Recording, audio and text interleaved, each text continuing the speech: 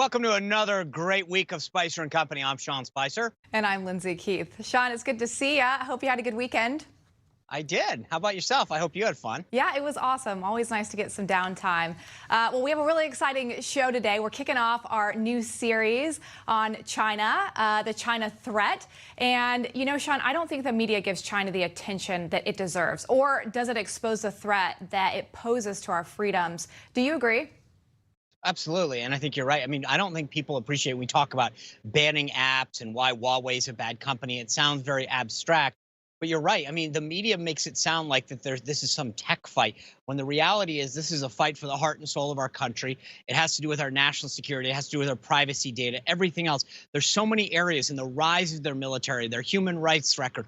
All of these things sound so esoteric, but they affect our freedoms here in America. And I think throughout this series, we're going to be able to expose that. But, you know, I want to touch base on a lot of the other things that happened as well that we're going to cover. Earlier today, President Trump says that he's going to narrow down where he's going to give his acceptance speech for the convention. It's either going to be the White House, which we had heard about, or Gettysburg, which is really interesting. And then over the weekend, Lindsay, I mean, this was kind of crazy. The talks broke down with the Democrats to provide help through the stimulus COVID benefit package. And the president just said, oh, yeah, I'm going to do it by executive action. And he took over 4 actions that reinstated a lot of these benefits, the $400 a week for unemployment benefits, a moratorium on the payroll holiday, so many other things. Dick Morris is going to be here later to talk about that. And the other thing that's really interesting, we've seen this play out on Twitter a lot and through the media, mail-in ballots are a huge issue right now. The scale and implementation of the process is expected to cause huge disruptions around the country.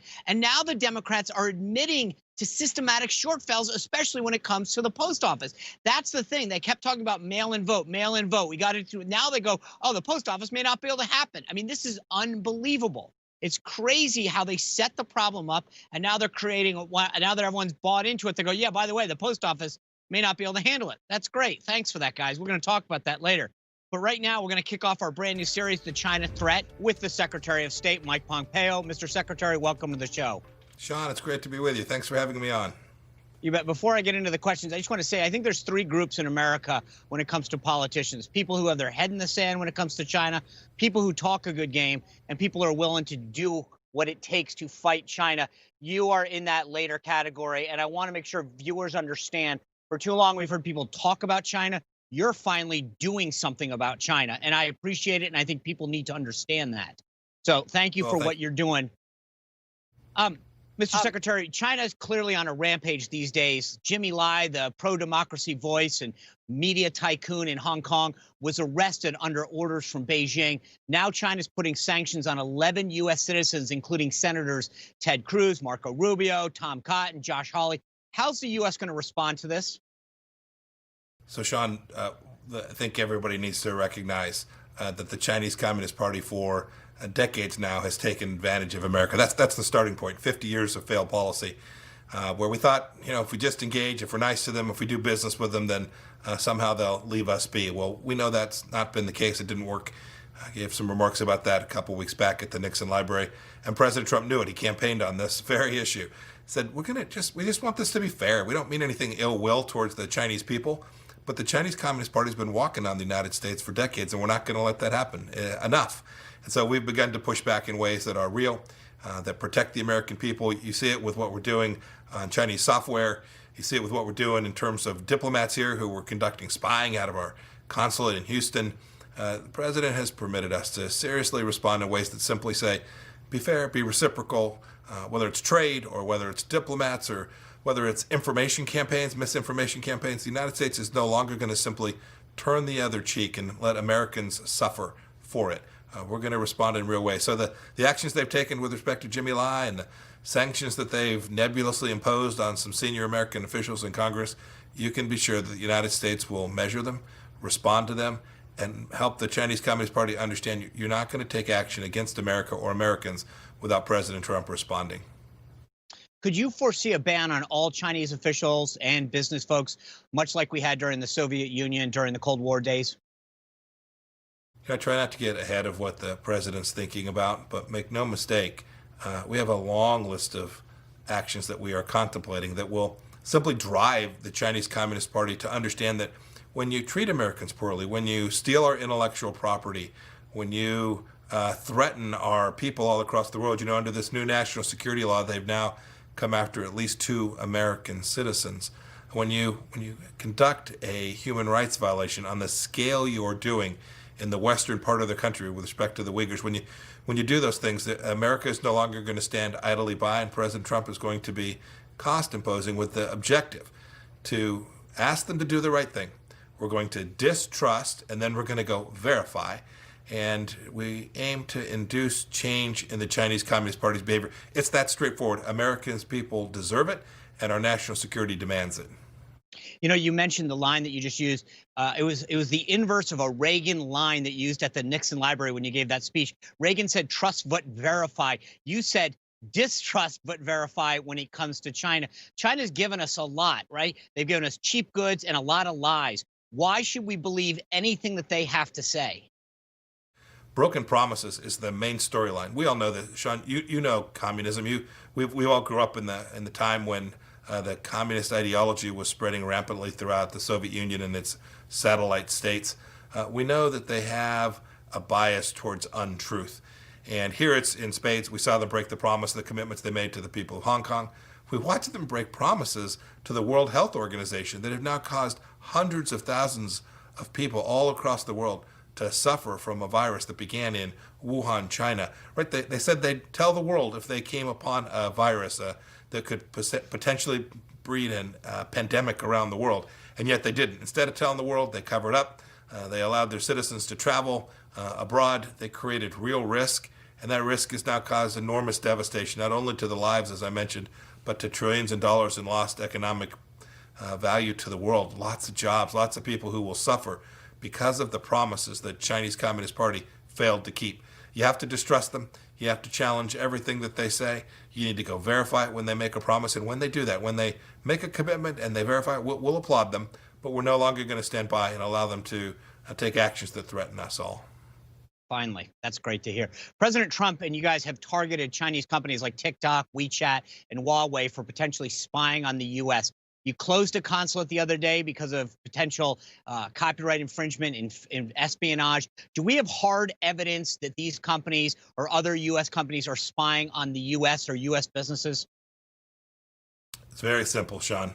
Every one of those companies has an obligation to the party, not to the nation, but to the Chinese Communist Party. It says if you want to go operate overseas, you must be prepared to turn over information.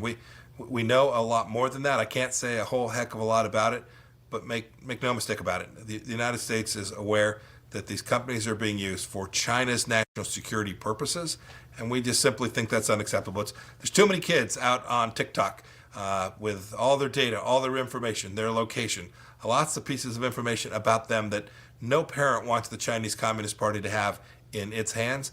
And we're going to do the right thing to protect each of those young people who are out there using Chinese software that the Chinese Communist Party is using for nefarious purposes. Mr. Secretary, if a parent is listening to this right now and their child likes making fun videos on TikTok and they don't think it's a problem, what's your message to those parents? Just know this isn't as innocent as it appears.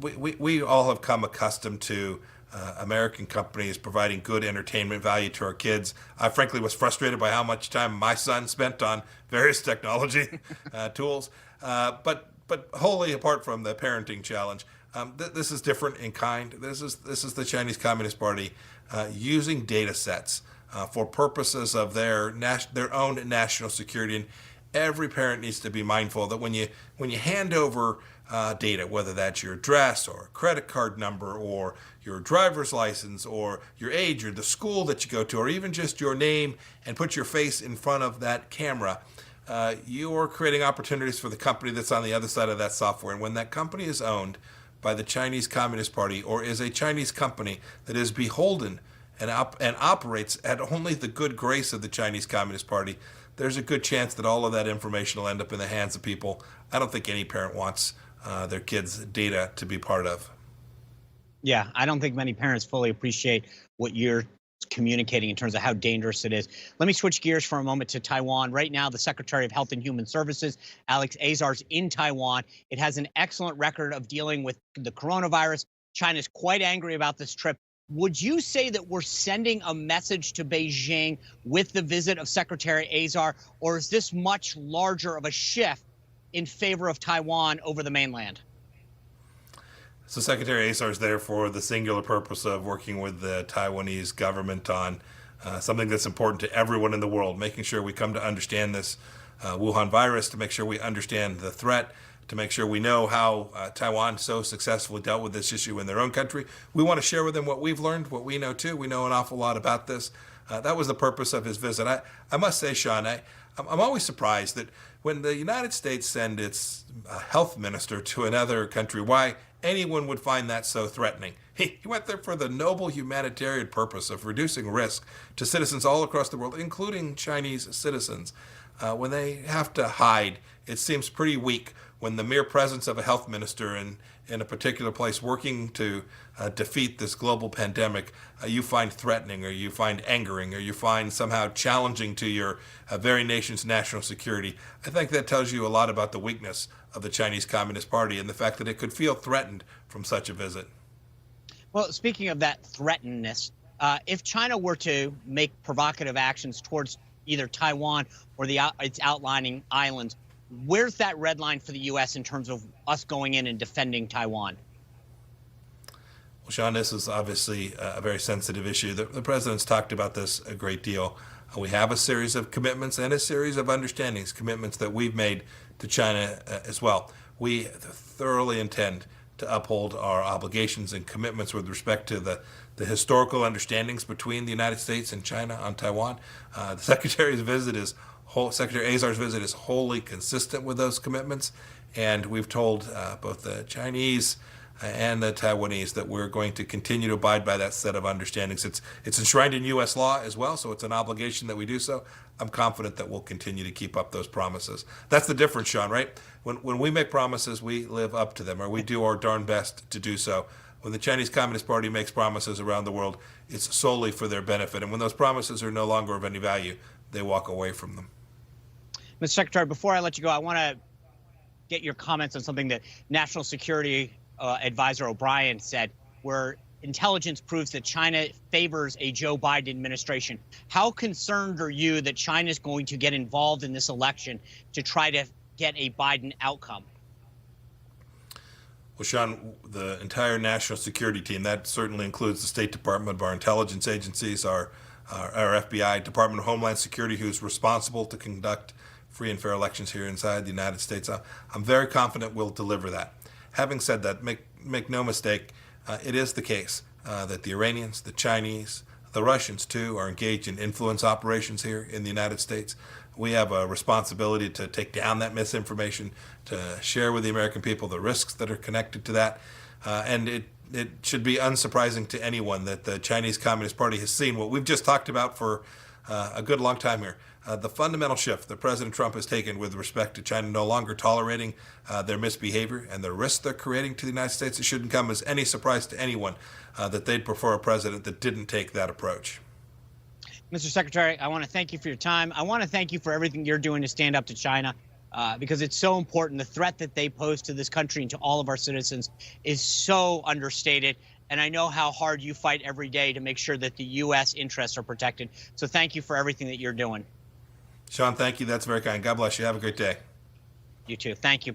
All right. China's spying on the U.S. continues to be the source of growing frustration. We're going to be talking about that next. And later, we're breaking down President Trump's executive actions for COVID-19 relief aid. He took a step towards helping millions of Americans this weekend. But guess what? Democrats were not satisfied. Shocker. All right. We're going to talk about all that and a lot more when we come back.